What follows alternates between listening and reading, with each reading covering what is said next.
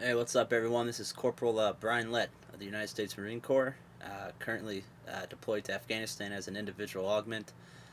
What I do is public affairs in an AFN billet right now, which is American Forces Network. It's a TV broadcast billet. Uh, Basically, I'm starting this video blog out here today to try to give you guys an idea of what it's like to be deployed to Afghanistan. I know there's many service members, Marines, civilians, you name it, that have some interest, kind of curious what it's like. Heck, for the last 3 years, even as a Marine, I was curious what it was like. Finally here, getting my chance. As an individual augment, it was a interesting and somewhat long of a journey. A couple months of kind of build up with paperwork, medical shots, getting the clearance, eye test, ear test, you name it. Had to get all the checks in the boxes, go to the rifle range, gas chamber, heat training, do all that stuff to get prepared to come out here. I've only been in Afghanistan for about a week now, still kind of getting my feet planted on the ground, if you will, trying to hit the ground running.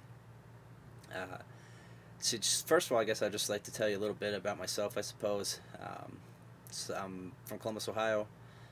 Joined the Marine Corps just over 3 years ago. Got stationed out of headquarters Marine Corps in Arlington, Virginia. It was spent about a year and a half, maybe, inside the Pentagon before we closed up shop there and moved just down the way to Crystal City. It's really not that far from the Pentagon, not a gigantic move. So we've been there for probably, this is just a guess, a little over a year, 15, 16 months tops. Um, Anyway, back to the IA thing. So when I got the orders to get deployed, I flew down to Marcent in North Carolina, Camp Lejeune, to check in. It's supposed to be, I guess, typically a 3-4 night stay there in Lejeune to go through the process with Marcent, which is pretty much just them making sure you got what you need, that you're ready to go. You got your SRBs, you got this, you got that, you got everything lined up. And you're ready to go. Then they pretty much try to book your itinerary, your flights, get you from there to, in my case, Kuwait. I know there's some other countries in the Middle East that they may send you to on certain occasions. Um, I end up spending nine whole nights in Camp Lejeune. Fell over the Martin Luther King holiday, kind of extended my stay. Um, wasn't bad, but if you've ever been there, there's not a whole lot to do unless you want to get some new rims on your car or pawn an engagement ring or something. At times it was hard to pass the time, but hit the gym, time goes. From Jacksonville, once I got my itinerary, my orders from Marcent there, I was flown to Charlotte. Had a nice chunk of time to kill at Charlotte. I'd say 5-6 hours just sitting at the airport before I boarded a 8-9 hour flight from Charlotte to Frankfurt, Germany. Once I got into Germany, had another lengthy layover. I'd say again 5-6 hours before I get on my next flight, which destination for that one was Kuwait. That was another 5-6 hour flight to get to Kuwait. So I think local time I landed in Kuwait around midnight or 1 o'clock in the morning. It's a little bit of culture shock getting to Kuwait and out of the airport. You realize then you're a long way from home at this point. It's not exactly Virginia or Ohio anymore, but it wasn't too bad. You get through security, and there's a lot of it. Some Marines came and met us, picked up me and some other Marines that were going IA with me. Took us back to the local airfield. Um, from there, it's pretty much a waiting game. The flights go out of Kuwait all the time. 24/7. It just depends on where those flights are going. If it's a flight you want to try to get on, they have a Space A Center building where they have all the flights posted, all the departures, all the destinations of those flights. Again, 24/7.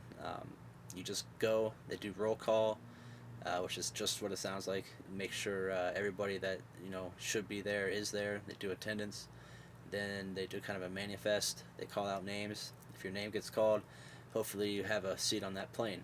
There's stories I heard of Marines or airmen or whatever getting their names called, getting all their gear together, which there's a lot of gear, to go to the tarmac and try to get on the flight, and then they actually didn't have a seat, so they had to bring all their stuff back and get back to the room. As far as that was, I was pretty lucky. first time my name was called, I actually got all my gear together, all 6 bags, and got on the flight. Things went smoothly. It was a C-17, 3-hour flight from Kuwait to Afghanistan. Not comfortable, let me tell you. Got crammed in the middle section of the C-17. If you're not familiar, there's the middle section going down the middle, which is just like, kind of like a civilian or commercial airplane. On the outside of it, there's seats that kind of come down out of the wall, if you will, of the plane, where they're a little more comfortable. You can stretch your legs out, lean your head back against something. You can conceivably get some sleep. And after all the travel we all went through to get there, we all needed it. I, on the other hand, was not so lucky. I was in the middle seat of the middle section, and on this plane everybody's got Kevlars and flaks on, and at least all the Marines and some of the soldiers had their weapons. I was carrying an M4. You're crammed in there pretty good. You can't sleep, and when you can't sleep, even though you hadn't really slept in 3 days, it just gives you an idea of how comfortable it was. But there's nothing compared to, I'd say, the feeling of landing in Afghanistan and the back door of the C-17 drops, and you start walking out, and you kind of wonder to yourself, how are my eyes even open? Then you walk out and you're in the sunlight, and you look up and you think, wow, man, I'm here. I'm in Afghanistan. I wanted this. My command did well by me and made it happen. Now you're here, and even though you're sleepy and you're tired, that next explosion you hear, it's not MCT anymore. It's not boot camp. It's not training. It's not fake. It's the real thing. You find a way to get that adrenaline. It's different. But first thing you see when I came out, first thing I saw coming out of the C-17, you look up and you just see these big, just almost in a way intimidating mountains. But it had just snowed, so they're all kind of just slightly snow covered. It really was beautiful. Then you snap back and think, well, that's not what I'm here for. I'm not here for necessarily sightseeing, but it was cool. You realize you're in country now. From there, you go back to another kind of Marcent liaison. They kind of get you squared away once you're in country, and you report to wherever you're going to be working for, and from there you just try to hit the ground running. I've been here about a week now. Today is actually February 3rd, 2010. It's roughly 10 p.m. local time in Afghanistan. I'd say in my week here, we've had, I think, 2, maybe 3 rocket or mortar attacks. They're just blind fire. I haven't heard of anybody sustaining any injuries or any casualties or even wounds. So no real damage to this point, to my knowledge. It's just part 1 of this blog. I just want to try to bring it to more of a personal level with people that haven't been deployed. That's going to be my goal, my mission. Not sure how often I'll do this. I will do it as much as possible. I hope people watch it. I hope they enjoy it. Before I forget, this is actually my first night in what will be my permanent bachelor pad, if you want to call it that, for the next 6 months. I had been in a temporary staying room or temporary room prior to tonight, and it was not pretty. I really had no electricity. It was so small I couldn't fit all my gear in it. My gear was probably a little more than I needed to bring, but nonetheless I couldn't even fit it in the room. I'm going to turn the camera around here briefly, try to show you the room. It's real small, the lighting's not too good, you may not see too much, so I'll keep it brief, but I figured at least I'll try to give you an idea. I'm sitting on my bed now as I grab this.